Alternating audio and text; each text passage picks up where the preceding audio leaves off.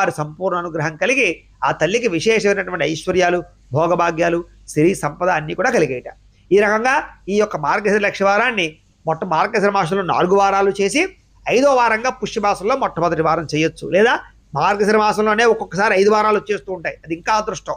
కాబట్టి ఆ రకంగా మార్గశిర మాసంలోనైనా సరే 5 వారాలు కూడా వరుసగా ఈ వ్రతాన్ని ఆచరించచ్చయ్యా.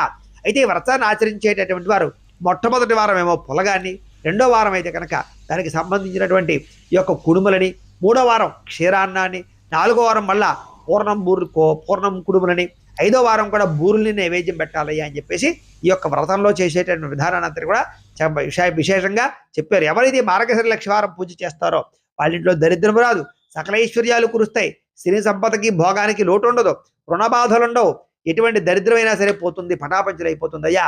అంత శక్తివంతమైనటువంటి వరలక్ష్మి యొక్క మార్గశిర లక్షవారం పూజ అని చెప్పేసి మార్గశిర లక్షవారం వ్రత విధానం